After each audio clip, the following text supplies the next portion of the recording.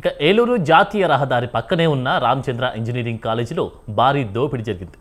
ఏలూరు పెద్ద రైల్వే స్టేషన్లో సీసీటీవీలో రికార్డైన తార్ gang visuals ఆధారంగా ఈ భారీ దోపిడీని తార్ గ్యాంగ్ చేసినట్లు పోలీసులు అనుమానిస్తున్నారు. అయితే ఈ దోపిడీ తార్ గ్యాంగ్ చేసిందా లేక మరేదైనా గ్యాంగ్ చేసిందా అనే కోణంలో ఏలూరు జిల్లా పోలీసులు ముమ్మరంగా గాలింపు చర్యలు చేపడుతున్నారు. కాలేజీలో మాస్కులతో ప్రవేశించి సుమారు ₹1 విలువైన నగదును అపహరించినట్లు ప్రాథమిక దర్యాప్తులో వెల్లడించింది. డీఎస్పీ శ్రవణ్ కుమార్తో మా ప్రతినిధి Sanjay face to face. Eluru జిల్లా ప్రజల్ని ఒక పక్క దొంగలు, మరో పక్క తార్ గ్యాంగులు భయభ్రాంతులకు గురి చేస్తున్నారు. అయితే వాటిని పట్టుకోవడానికి పోలీసులు మాత్రం శతవిధాల ప్రయత్నం చేస్తున్నారు. ఇటీవల చూసుకుంటే నిన్న రామచంద్ర ఇంజనీరింగ్ కాలేజీలో దొంగలు చాకచక్యంగా ₹1,00,00,000 కొల్లగొట్టే విషయం అందరికీ తెలిసింది. అయితే దీని మీద మరింత సమాచారాన్ని తెలుసుకోవడానికి మన ఏలూరు డీఎస్పీ శ్రావణ్ కుమార్ మనతో ఉన్నారు. సార్ చెప్పండి సార్, ఇప్పుడు ఏలూరు రామచంద్ర ఇంజనీరింగ్ కాలేజీలో భారీ దొంగతనం జరిగింది. అదేవిధంగా తార్ గ్యాంగ్ కూడా ఏలూరు నగరంలో సంచారం జరిగిందని చెప్పి ఇప్పటికే మనకు తెలుస్తుంది. దీని మీద ఎటువంటి సమాచారం ఉంది, ఏంటి? మనందరూ తెలుసు. ఇప్పుడు నిన్నటి రోజునాడు Eluru Ramachandra college engineering college MD garu వచ్చి రిపోర్ట్ ఇవ్వడం జరిగింది. వాళ్ళు ఇచ్చిన రిపోర్ట్ ప్రకారం ఏంటంటే వాళ్ళకి కొంతమంది గుర్తు తెలియని దొంగలు వాళ్ళ అడ్మినిస్ట్రేటివ్ ఆఫీస్ బ్లాక్లోకి ప్రవేశించి వాళ్ళ క్యాష్ చెస్ట్ని పగలగొట్టి అందులో ఉన్నటువంటి ఈ యొక్క క్యాష్ డిపాజిట్ చేసే లాకర్స్ని పట్టుకొని పోయి వాళ్ళకి రౌండ్లోనే బ్రేక్ ఓపెన్ చేసి డబ్బులు దొంగతనం చేశారని తెలిసింది.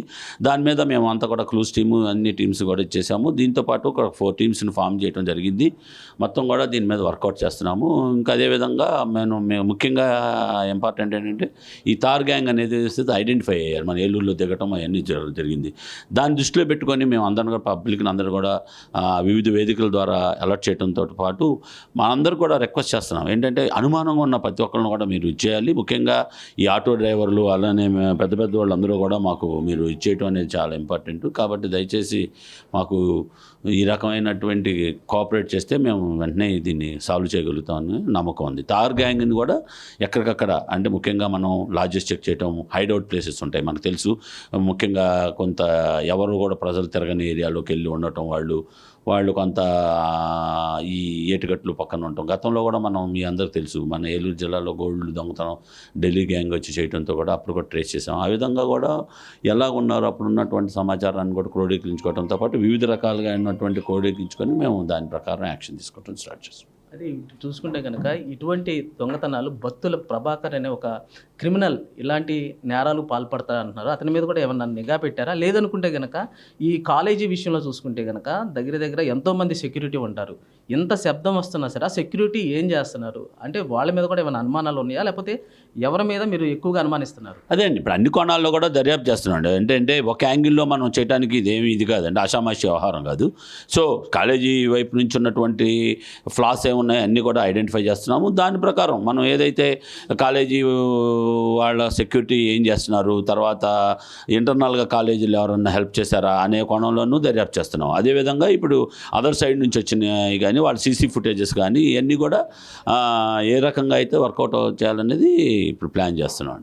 అది ఇప్పుడు మనం చూసుకుంటే ఈ తార్ గ్యాంగ్ అనేది మహారాష్ట్రకు చెందిన ఈ తార్ గ్యాంగ్ ఇప్పుడు వైజాగ్ నుంచి ఇటు ఏలూరు వరకు వారి సంచారం జరుగుతుందని చెప్పి పోలీసులు గుర్తించడం జరిగింది.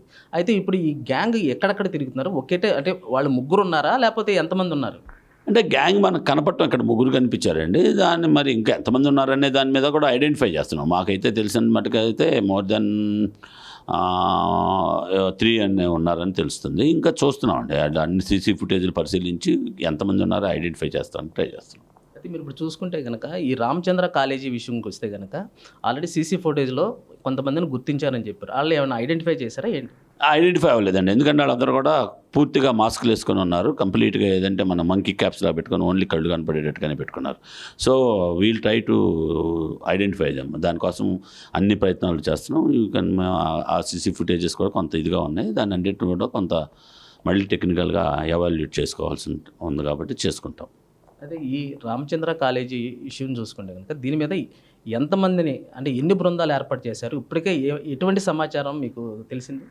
అదే ఇప్పుడు 4 బృందాలు ఏర్పాటు చేసామండి. ఎక్కడికక్కడ కూడా అసలు ఎట్లా వచ్చారు దొంగలు, ఎలా వెళ్ళారు, ఏ రూపంలో వెళ్ళారు అనేది ట్రాక్ చేస్తున్నాం. ఇంకా అండర్ ప్రాసెస్లో ఉన్నాం, ట్రాకింగ్ జరుగుతుంది. ఎక్కడికి వెళ్ళారు ఏంటి అనేది చూస్తున్నాం.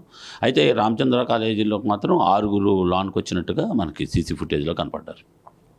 ఇప్పుడు మనం చూసుకుంటే కనుక ఈ రామచంద్ర కాలేజీ దొంగతనాన్ని మేము ఛేదించడానికి 4 ప్రత్యేక బృందాలను ఏర్పాటు చేసాము. అదే తార్ గ్యాంగ్ విషయానికి వస్తే కనుక ప్రజలను అప్రమత్తం చేస్తూ ఏదైనా సమాచారం అనుమానితులు కలిగితే ఎక్కడైనా కనిపిస్తే కనుక వెంటనే 112కి వెంటనే ఫోన్ చేసి అలర్ట్ చేసి పోలీసులకు సమాచారం అందించాలని చెప్పి మన డిఎస్పీ శ్రావణ్ కుమార్ అంటున్నారు. కెమెరామెన్ సాయితో సంజయ్, స్వతంత్ర టీవీ, ఏలూరు నుంచి.